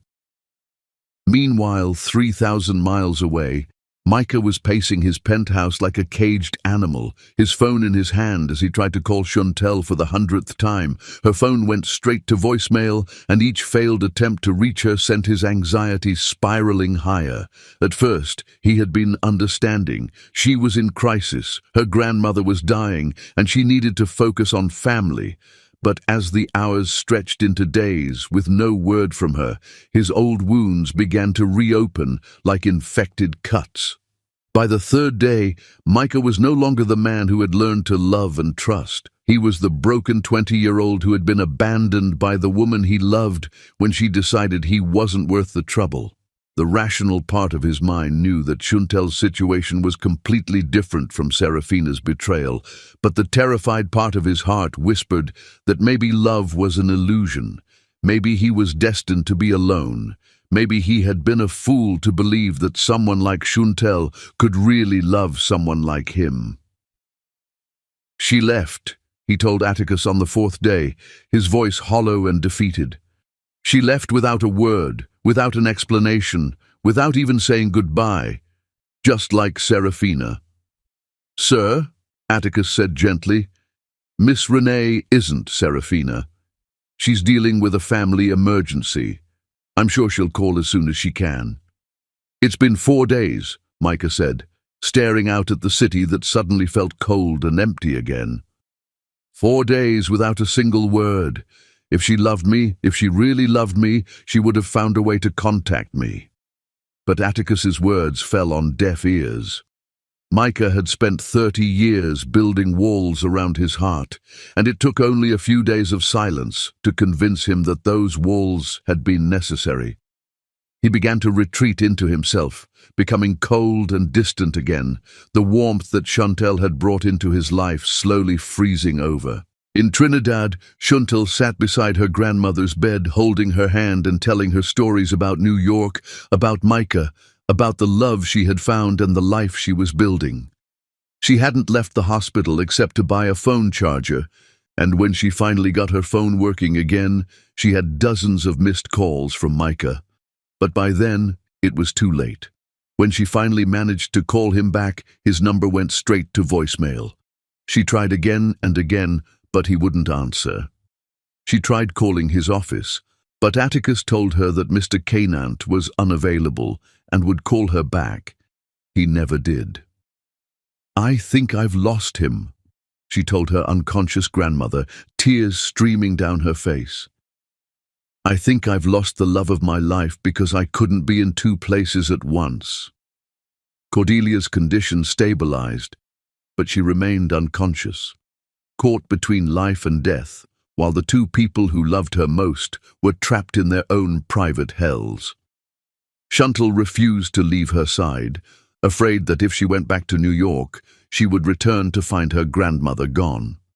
And Micah, convinced that he had been abandoned again, began to close his heart to the possibility of love. The fairy tale that had seemed so perfect just days before was crumbling under the weight of misunderstanding, fear, and the cruel timing of life's inevitable tragedies. 2 people who loved each other desperately were being torn apart by the very circumstances that should have brought them closer together. As the days turned into weeks, and the weeks stretched toward months, both Shuntel and Micah began to believe that their love story was over before it had truly begun. They had found each other in the darkness, had discovered that love could heal even the deepest wounds, had promised to spend their lives together. But sometimes, love isn't enough to overcome the shadows of the past or the cruel realities of the present. Sometimes, even the most beautiful love stories are interrupted by tragedy, and the only question that remains is whether the love is strong enough to survive the interruption. In a hospital room in Trinidad, a woman sat beside her dying grandmother, staring at an engagement ring that felt like a relic from another life. And in a penthouse in Manhattan, a man stood at his window, watching the city lights blur through his tears, wondering if he was destined to spend the rest of his life alone. The cold, ruthless businessman had returned, and this time, he wasn't sure if even an angel could melt his frozen heart again. Chapter 9. Finding home in each other. Sometimes the deepest love stories are written in the language of almost loss, where 2 souls discover that nothing, not pride, not fear, not even the cruelest tricks of fate, can destroy a love that was meant to be eternal. 6 months had passed since that devastating night when Chantal Renee had vanished from Micah Canaan's life like smoke in the wind, leaving behind only the lingering scent of gardenias and the echo of promises that now felt like beautiful lies. 6 months of sleepless nights, of unanswered phone calls, of a man slowly dying from the inside out while the world around him continued to spin as if his heart hadn't been ripped from his chest. Micah stood in his office at 2 in the morning, staring at the same spot where he had proposed to her, where they had made love surrounded by flowers and candlelight, where she had said yes to forever before disappearing into the night. The room had been restored to its original sterile perfection, but he could still smell the gardenias, could still hear the echo of her laughter, could still feel the phantom warmth of her body pressed against his. The Ice King had returned with a vengeance, colder and more ruthless than he had ever been before.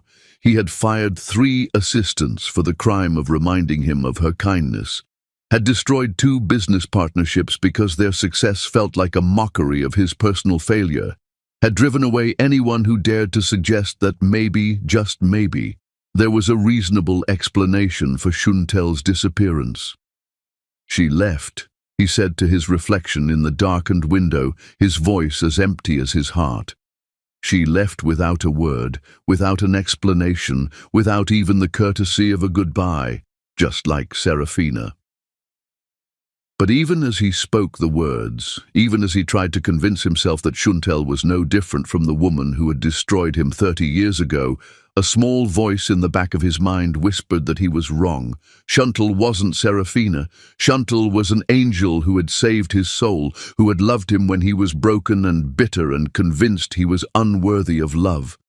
The sound of the elevator chiming broke through his dark thoughts, and Micah turned to see Atticus stepping into the hallway, his face grave with the kind of expression that meant important news. "Sir," Atticus said carefully, "I've found her." Micah's heart stopped, his entire body going rigid with a mixture of hope and terror. "What?" "Miss Renee," Atticus said, pulling out his phone and showing Micah a series of photographs. "She's been in Trinidad this entire time. Her grandmother, she's been in a coma for the past 6 months. Miss Renee hasn't left her side." The photographs showed Chantal sitting beside a hospital bed, her hand holding that of an elderly woman who looked exactly like her. She was thinner than Micah remembered, her face drawn with exhaustion and grief, but her eyes still held the same love and determination that had first captured his heart.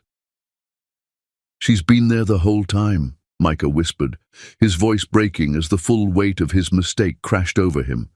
"She wasn't running from me. She was staying with her grandmother." "Yes, sir," Atticus said gently. "I spoke with her friend Zinnia, who gave me the details. Miss Renee has been trying to reach you for months. She's called the office over 50 times, sent dozens of letters, even had her friend try to contact you. But you gave orders that you were not to be disturbed by anyone connected to her." Micah felt his knees buckle, the magnitude of his error stealing the breath from his lungs. He had been so consumed by his own pain, so blinded by his fear of being abandoned again, that he had abandoned the woman he loved most in the world when she needed him most. "I have to go to her," he said, his voice urgent with desperation. "I have to go to her right now." "Sir," Atticus said, "there's more. Mrs. Baptiste. She passed away yesterday." The words hit Micah like a physical blow, and he had to grip the edge of his desk to keep from falling. Chantal's grandmother, the woman who had raised her with such love and wisdom, who had taught her everything beautiful about life and love, was gone. And Chantal had been alone, had faced the loss of the most important person in her world without the support of the man who had promised to love her forever. "I have to go," Micah said again, his voice stronger now, filled with the kind of determination that had built his empire. "I have to go to her now." "I've already chartered a jet," Atticus said, his voice warm with approval. It's waiting at the airport. But, sir, are you sure she'll want to see you? After 6 months of silence. I don't know, Micah admitted, his heart breaking at the thought that he might have lost her forever. But I have to try. I have to at least try to explain, to apologize, to tell her that I never stopped loving her for a single moment. The flight to Trinidad was the longest 8 hours of Micah's life. He sat in the leather seat of his private jet, staring at the engagement ring he had carried in his pocket for 6 months, the ring that should have been on her finger, the ring that represented all the promises he had been too afraid to keep. When the plane landed in Port of Spain, Micah felt like he was walking into a dream. The Caribbean air was warm and humid, filled with the scent of tropical flowers and the sound of music floating on the breeze. Under different circumstances, he might have found it beautiful, but all he could think about was Chantal, alone and grieving, believing that the man who had promised to love her forever had abandoned her when she needed him most. The hospital was a small, simple building that spoke of dedicated care despite limited resources. Micah found himself in the elevator, his heart pounding as he rose to the 3rd floor, where Atticus had told him he would find her. He saw her through the window of the hospital room, sitting beside an empty bed, her head bowed in grief. She was wearing a simple black dress, her hair pulled back in a ponytail, and she looked so fragile, so broken, that Micah felt his heart shatter all over again. He knocked softly on the door, his voice barely above a whisper. "Chantal?" She looked up, her eyes widening in shock as she saw him standing in the doorway. For a moment, neither of them moved, neither of them breathed, as they stared at each other across the space that had seemed impossible to bridge. "Micah," she whispered, her voice hoarse from crying, "what are you doing here?" "I came to find you," he said, stepping into the room, his eyes never leaving hers. "I came to apologize, to explain, to tell you that I've been the biggest fool in the world." "You're 6 months too late," she said, her voice bitter with pain. "I called you every day for weeks. I wrote you letters. I had Zinnia try to reach you. I did everything I could to contact you, and you ignored me." "I know," Micah said, his voice breaking. "I know, and I'm sorry. I'm so sorry, Chantal. I let my fear, my past, my own cowardice convince me that you had left me. I was so terrified of being abandoned again that I abandoned you instead." "She died alone," Chantal said, tears streaming down her face. "My grandmother died, and the man I loved, the man who had promised to be my partner, my forever, wasn't there. I needed you, Micah. I needed you more than I had ever needed anyone, and you weren't there." "I should have been," Micah said, crossing the room to kneel beside her chair. "I should have been here, should have been holding your hand, should have been helping you through this. I failed you in the most fundamental way possible." "Why?" she asked, her voice barely audible. "Why did you shut me out? Why did you believe the worst of me?" "Because I was scared," Micah admitted, his voice raw with honesty. "Because 30 years ago another woman left me when things got difficult, and I never learned how to trust that love could be real. Because I was a coward who was more afraid of being hurt than I was committed to fighting for what we had." "I loved you," Chantal said, her voice breaking. "I loved you more than I had ever loved anyone, and you threw it away because you were afraid."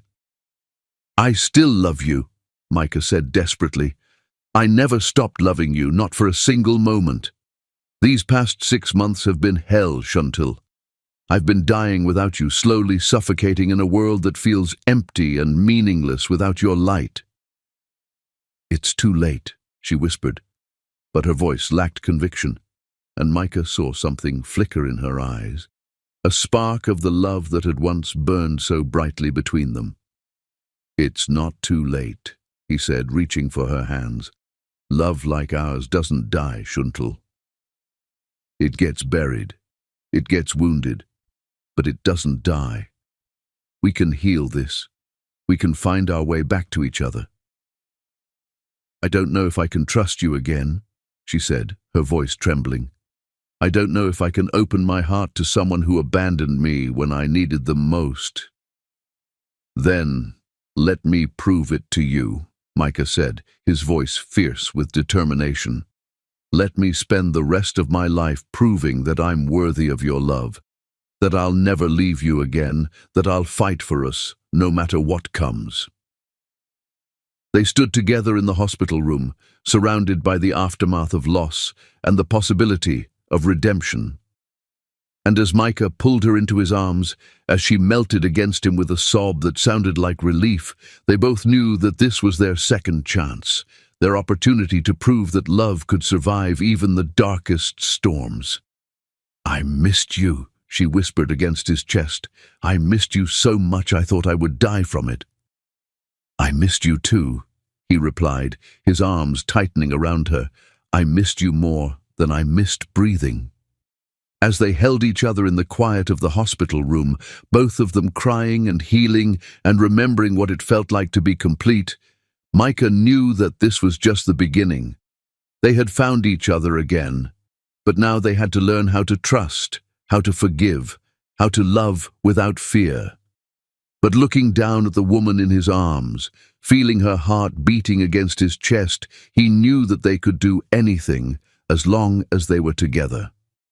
The cold, ruthless businessman was melting again, and this time he was never going to let the frost return to his heart. Are you curious about what happened to Serafina, the woman who destroyed Micah's heart 30 years ago? Her story takes an unexpected turn in the final chapter that will surprise you and show the true power of love's triumph over hatred. Chapter 10. Forever begins today. True love stories don't end with the first kiss, or even the wedding vows. They reach their most beautiful crescendo when two people discover that the love they've built together is strong enough to transform not just their own lives, but the lives of everyone they touch. 2 years had passed since that magical day in the Trinidad hospital, when Micah and Chantel had found their way back to each other, and their love had only grown deeper, stronger, more beautiful with each passing moment. They had been married on a beach in Barbados, surrounded by the crystal-clear waters that reminded them both of new beginnings, with Cordelia's favorite gardenias woven into Chantel's hair and her grandmother's blessing carried in the Caribbean breeze. Now, on a crisp October morning in Central Park, they walked hand in hand through the falling leaves, their fingers intertwined, their hearts beating in perfect synchrony. Micah had changed in ways that still amazed him. The Ice King was truly gone, replaced by a man who had learned that vulnerability was not weakness, but the greatest strength of all. I love this time of year, Chantel said, her voice soft with contentment as she watched a child chase pigeons across the path. Everything is changing, but it's beautiful change, like our life together. Everything is more beautiful when I see it through your eyes, Micah replied, bringing her hand to his lips for a gentle kiss. You've taught me that change doesn't have to be something to fear. It can be something to celebrate. They had built a life together that was everything they had dreamed of and more. The community center that Chantel had always wanted was now a reality, a gleaming building in the heart of Manhattan that provided education, healthcare, and hope to families who needed it most. Micah had discovered that using his wealth to help others, guided by his wife's compassionate heart, brought him more satisfaction than any business deal ever could. Mrs. Rodriguez's daughter got accepted to Columbia, Chantel said, her face glowing with pride. She's going to be the first in her family to go to college. The scholarship program is changing lives, Micah. Your heart is changing lives, he corrected, his voice warm with love. I just provide the funding. You provide the magic. As they walked deeper into the park, past the playground where children laughed and played, past the pond where couples shared quiet moments, Micah felt the familiar surge of gratitude that had become his constant companion. He had been given a second chance at love, at life, at happiness, and he never took a single moment of it for granted. They were approaching the small cafe where they often stopped for coffee when Chantal suddenly stopped, her hand tightening on his arm. "Micah," she said, her voice filled with concern, "look." He followed her gaze to a bench near the fountain, where a woman sat hunched over, her clothes dirty and worn, her hand outstretched as passers-by hurried past without a second glance. She was begging, clearly homeless, her face gaunt with hunger and desperation. But it was a face that Micah recognized even after all these years. "Serafina," he breathed, his voice barely audible. Serafina Valdez, the woman who had been his first love, his first heartbreak, his first lesson in the cruelty of the world, was sitting on a park bench begging for change. The beautiful socialite who had once moved through Manhattan's elite circles like a queen was now reduced to asking strangers for spare coins. "Is that?" Chantal asked, her voice gentle and understanding. "Yes," Micah said, his voice steady despite the shock. "That's her. That's Serafina." For a moment they stood in silence, watching the woman who had once destroyed Micah's life, now destroying herself. She looked older than her years, her face etched with lines of hardship and regret, her once lustrous hair now grey and unkempt. "What happened to her?" Chantal asked, her heart already going out to the broken woman on the bench. "Caspian Voss," Micah said, the pieces falling into place. "The man she left me for. His empire collapsed about 5 years ago. Bad investments, federal investigation, bankruptcy. I heard he fled the country, but I never thought about what happened to her. She's been living on the streets all this time. It looks that way." Micah felt a strange mixture of emotions, not the vindication he might have expected, but a deep sadness for the waste of a life, for the choices that had led to this moment. "We have to help her," Chantal said, her voice filled with the same compassion that had first captured his heart. "Chantal, you don't understand," Micah said, his voice gentle but firm. "This is the woman who destroyed my life. She's the reason I spent 30 years afraid to love, afraid to trust, afraid to hope." "I understand exactly who she is," Chantal said, her dark eyes meeting his with steady resolve. "But I also understand who you are now.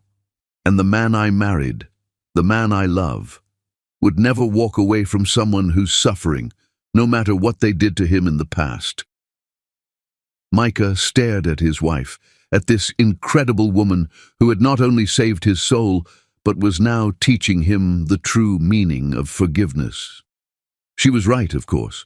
The man he had become because of her love could not walk away from suffering, even when that suffering belonged to the person who had caused him so much pain. "You're right," he said, his voice filled with wonder at her goodness. "You're absolutely right." They approached the bench together, and Serafina looked up as they drew near. Recognition dawned in her eyes, followed immediately by shame and fear. "Micah," she whispered, her voice hoarse from years of hard living. I'm sorry. I know you don't want to see me." "Are you hungry?" Chantal asked gently, crouching down to meet Serafina's eyes. "When was the last time you had a proper meal?" Serafina stared at her, confusion evident on her weathered face. Who are you?" "I'm Chantal," she said with a warm smile. "I'm Micah's wife, and I think we need to get you something to eat." "His wife?" Serafina's eyes filled with tears. "But I thought, after what I did to him." "That was a long time ago," Micah said, his voice gentle but firm. "People change, Serafina. People grow, people heal, people learn to forgive. I don't deserve your forgiveness," she said, her voice breaking. "I destroyed your life. I was greedy and selfish and cruel, and I ruined everything beautiful we had together." "You didn't ruin everything," Micah said, taking Chantal's hand. "You hurt me, yes.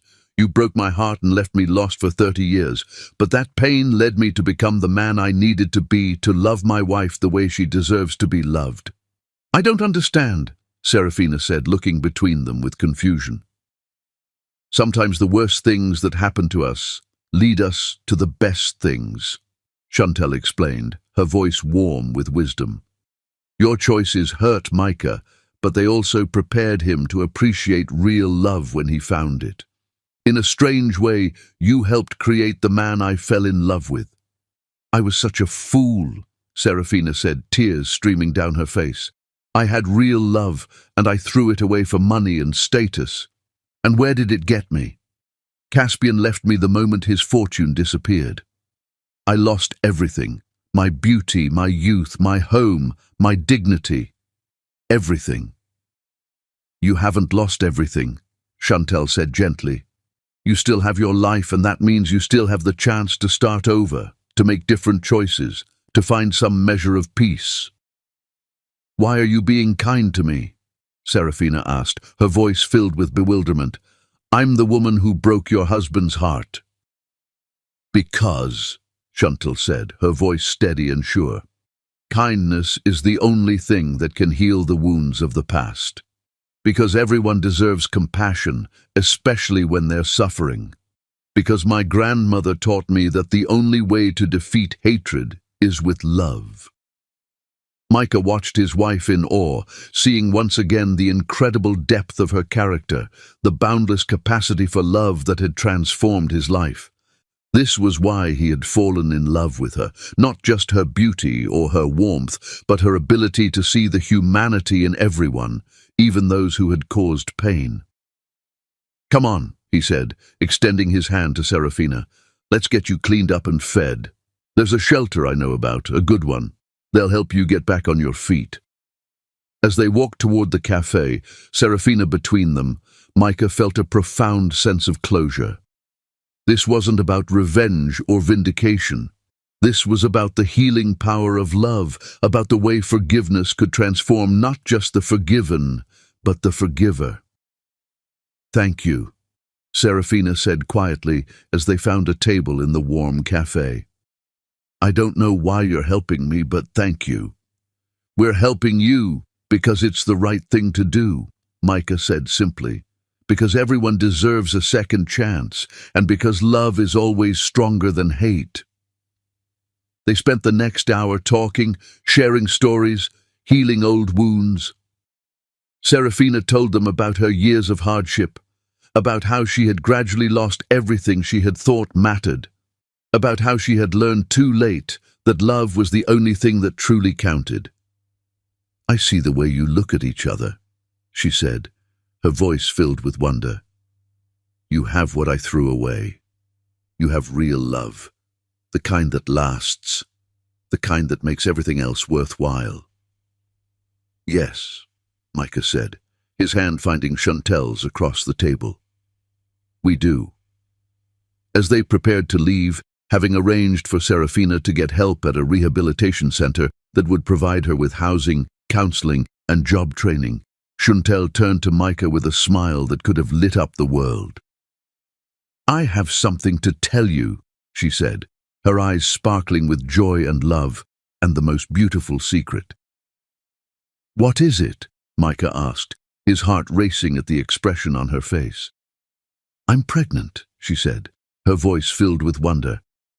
"We're going to have a baby, Micah. A little girl." The words hit him like a physical blow, but this time it was a blow of pure joy. He pulled her into his arms, spinning her around as they both laughed and cried with happiness.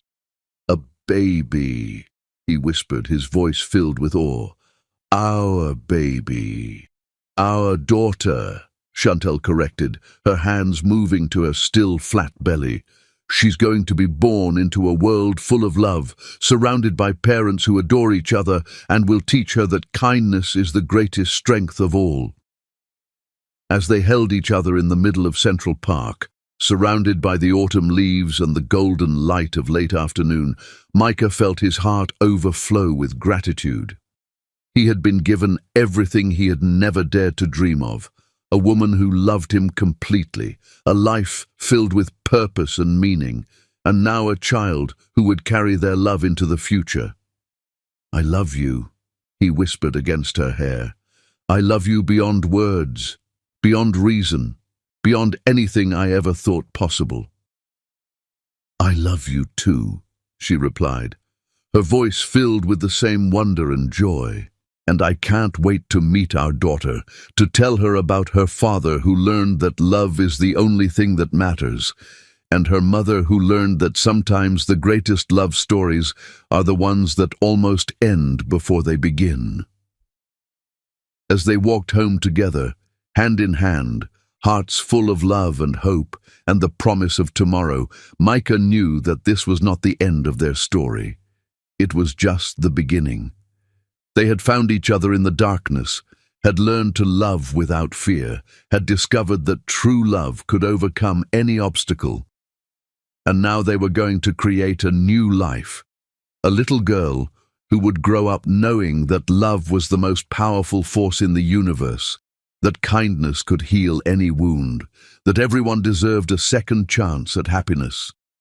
The cold, calculating man he had once been was gone forever, melted away by the warmth of a love that would last for eternity.